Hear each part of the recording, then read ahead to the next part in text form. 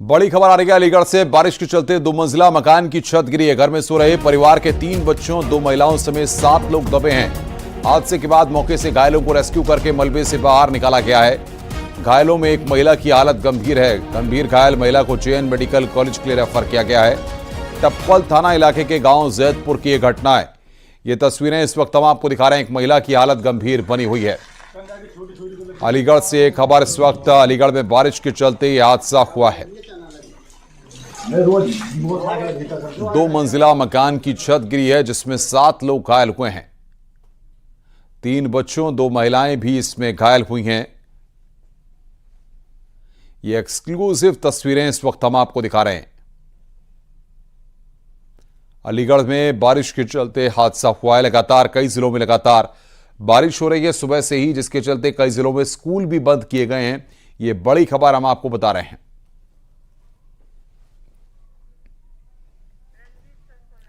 और बातचीत करने के लिए अलीगढ़ से हमारे संवाददाता रंजीत हमारे साथ जुड़ रहे हैं। रंजीत, कब की यह घटना और क्या निकलकर फिलहाल सामने आ रहा है?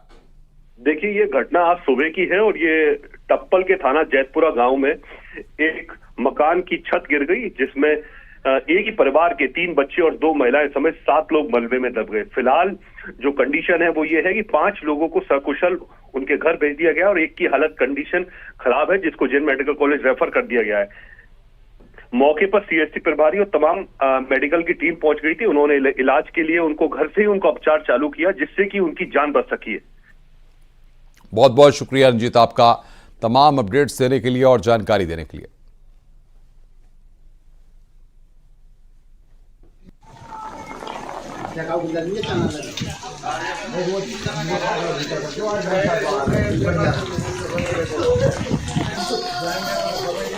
तो यहाँ पर 3 बच्चों और 2 महिलाएं भी घायल हुई हैं। 2 तस्वीरें लगातार हम आपकी स्क्रीन पर आपको दिखा रहे हैं।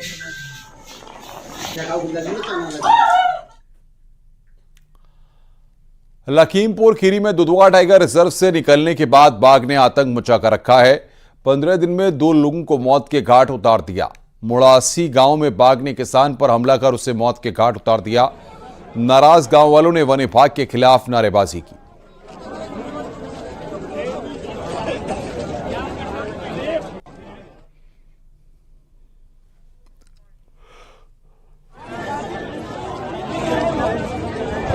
लखीमपुर खीरी में दुधवा टाइगर रिजर्व के जंगल से निकले एक बाघ का हैदराबाद थाना क्षेत्र के हिमलिया गांव में आतंक है। लगभग 20 गांव ऐसे हैं जहां आतंक फैला हुआ है। 27 तारीख को बाघ ने एक युवक को मौत के घाट उतार दिया था। आज 15 दिन बाद फिर भूखे बाघ ने एक किसान को जब उस समय मौत के घाट उतार दिया, जब खेत में अपने जानवरों के लिए चारा लेने गया था।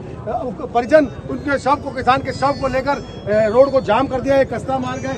यहाँ के ग्रामीणों का आरोप है जबकि योगी आदित्यनाथ का सख्त निर्देश था कि गांव के लोगों को हिंसक जानवरों के आतंक से बचाया जाए, उनको ट्रंकुलाइज किया जाए। लेकिन वन विभाग लगातार डंडे लेकर ही गांव में बाघ को पकड़ने की कोशिश कर रहा था। अभी तक ना तो वन विभाग ट्रंकुलाइज करने के लिए हाथी लाया था, डॉक्टर आया था, लेकिन उन्होंने ऊंचे गंदे खेत बताकर और ट्रंकुलाइज करने के लिए मना कर दिया। लेकिन कहीं ना कहीं ग्रामीण आक्रोश में है कि लगातार जो बाघ है लोगों की मौत घाट उतार रहा है। हमारे साथ जो जिनको अभी 70 नाम किसान को मारा है, उनके चाचा जी मौजूद हैं, उनसे बात पूछेंगे। सर, क्या घटना कैसे घटना घटी थी? गन्ना तो बांधा गया अब जंगल वाले पिछले 15-16 फिर यहाँ है। अब जाने कहा मैंने वहाँ पहुँच गो, बेलारी पहुँच गो, कहूँ वहाँ निकल गो, हजार निकल गो, कोई सुनवाई नहीं रही।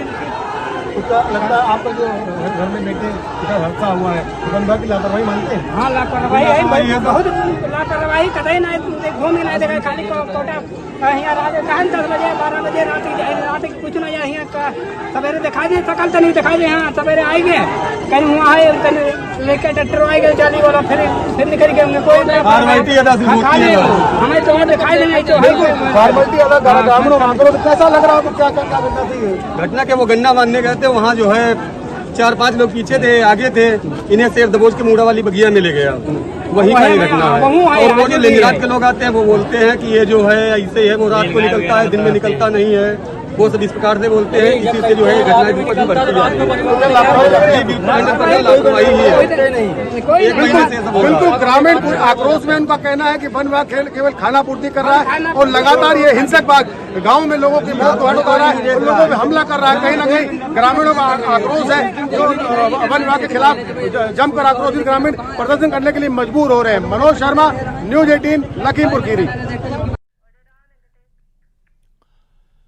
बहराइच में वन विभाग की टीम अब छठे आदमखोर भेड़िए की तलाश में जुटी हुई है। बहराइच के गांव में लगातार सर्च ऑपरेशन चलाया जा रहा है, ड्रोन से भी निगरानी की जा रही है। तो वन विभाग की टीम सर्च ऑपरेशन में लगातार जुटी हुई है। बहराइच की तस्वीरें हम आपको दिखा रहे हैं। अब तक 5 भेड़िए पकड़े जा चुके हैं, लेकिन अभी भी एक भेड़िया पकड़ से बाहर है।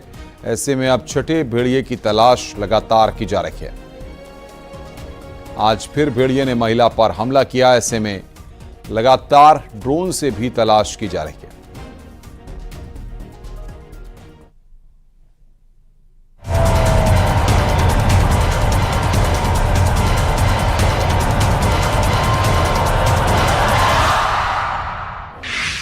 बहराइच का 5वां आदमखोर पिंजरे में कैद हो चुका है, लेकिन दहशत अभी बरकरार है क्योंकि लंगड़ा सरदार अभी जिंदा है।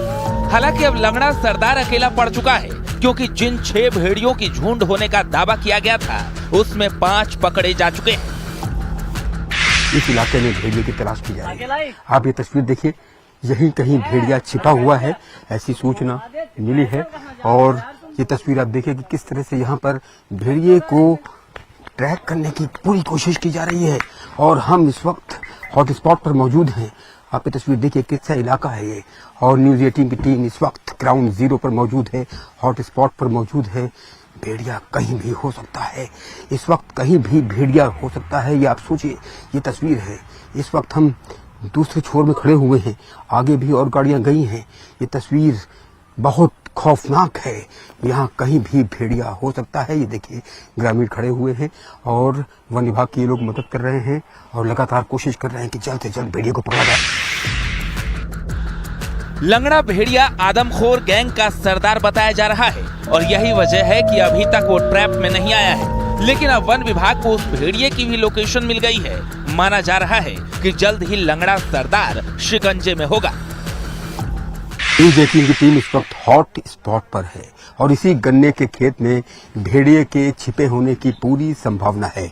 हम ज्यादा तेज आवाज में भी इसीलिए नहीं बोल रहे हैं क्योंकि ये वन्यजीव बिल्कुल चंद कदमों की दूरी पर है। आप ये समझिए कि कभी भी उसकी दस्तक हो सकती है। और यहाँ पर आप देखिए किस तरह से वन विभाग की सारी टीम यहाँ पहुंची हुई है। वो टीम के लोग भी यहाँ पर मौजूद हैं जिन्होंने 5 भेड़िए पकड़े हैं। हम सीधा आगे बढ़ेंगे और देखिए आप किस तरह से लाठी डंडा लेकर के सारे कर्मी इलाके को घेरे हुए हैं और चारों तरफ से उत्तर दक्षिण पूर्व पश्चिम ऐसे ही पूरे इलाके को घेर लिया गया है। और इसी गन्ने के खेत में भेड़िया ट्रैक हुआ है और ये लोग बिल्कुल मुस्तैद हैं, बस इंतजार कर रहे हैं। ड्रोन से भी एग्जैक्ट लोकेशन उसकी ट्रेस हो रही है। लंगड़ा सरदार जिसे कहा जा रहा है, लंगड़ा भेड़िया जिसे कहा जा रहा है, उसकी लोकेशन ट्रैक हो गई है। और इसी गन्ने के खेत में जी इसी गन्ने खेत में। अच्छा, ये कंफर्म है? हाँ कंफर्म का वो लाती मिल गई पग निशान। अच्छा, तब ड्रोन से कंफर्म किया है। अच्छा, आप बता रहे पग चिन्ह मिल चुके हैं? हाँ पग निशान मिल चुके हैं। हाँ। और एक लड़का गांव के ही देखी से फोन किया, तुरंत बुलाए हाँ। और हमने देखा हाँ। और आ गए हैं। अभी पग निशान मिल गए हैं, अभी देख पग रहे निशान हैं। कहाँ पर मिले? पग निशान एक बोरिंग है जगह। अच्छा, उसी बोरिंग के लाए मिली है। अच्छा, उसकी बोरिंग के पास पग चिन्ह मिल चुके हैं। जी। यानी अब इसका मतलब कंफर्म है किसी गन्ने के खेत में है। जी जी ब्रेकिंग की टीम इस वक्त हॉट स्पॉट पर है और सबसे पहले आप तक सारी खबरें ऑपरेशन भेड़िया से जुड़ी हुई दिखा रहा है। और बहुत जल्द हम आपको बड़ी खुशखबरी देने वाले हैं कि किस तरह से अगला जो मिशन है, अगला जो टारगेट है 6वें भेड़िए का, वो भी पूरा होने वाला है। 5वें भेड़िए को मुनव्वर और 12 लोगों की टीम ने पकड़ा है। यही नहीं, अब तक 5 भेड़िए इसी टीम की मदद से पकड़े गए हैं। पैरों के निशान के सहारे आदमखोर को कैसे जाल में फंसाते हैं ये लोग, सुनिए। मौके पर पहुंचे तो 3 बजे ऑपरेशन हमारा चालू हुआ और चालू होते हुए समझ लो कि हमारा 6 बजे हमारा ऑपरेशन सफलता पर पकड़ लिया हमने। 3 बजे से कब आपने देखा था पग चिन्ह? आपने कब देखे थे जी, हम और कैसे आपने फिर प्लानिंग की? शाम को 10 बजे। तमिलनाडु के चेंगलपट्टू की रहने वाली पर्यावरणविद और ग्रीन पिलर की संस्थापक प्रसिद्धि ने नेटवर्क की टीम के प्रोजेक्ट 1 ट्री की तारीफ की है। उन्होंने कहा कि अगर हम प्रकृति की ओर एक कदम बढ़ाते हैं तो वो हमारी ओर हजारों कदम दौड़ते हुए आएगी। उन्होंने उम्मीद जताई कि प्रोजेक्ट 1 ट्री निश्चित रूप से पर्यावरण को बेहतर करने में अच्छी भूमिका निभाएगा। Hello everybody, I'm Prasiddhi, 11-year-old social entrepreneur and environmentalist. I'm the founder of Prasiddhi Forest Foundation and the Green Pillar from Tamil Nadu, Chengalpattu. And I am a nature lover. From always, I've really been inspired from nature, admiring the rustling of leaves, the buzzing of bees and the waves of seas. At the age of 6, I decided I want to do my own tree plantation and planted more than 150,000 trees. I received Prime Minister National Child Award, the highest civilian honor under 18 in India. It was a motivation boost for me to continue my journey. Project 1 Tree, as the name suggests, it is all about how one tree can make a difference.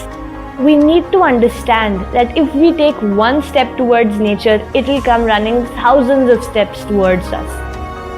The right soil, the right seed, the right environment, everything is important. But most importantly, love, compassion and adoration towards the sapling is what matters the most.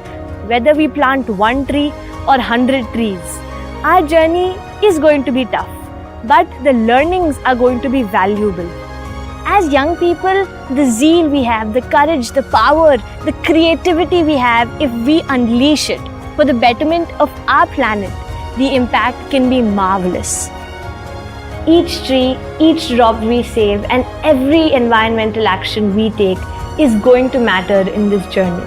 And Project 1 Tree will definitely play a crucial role in revitalizing India's communities.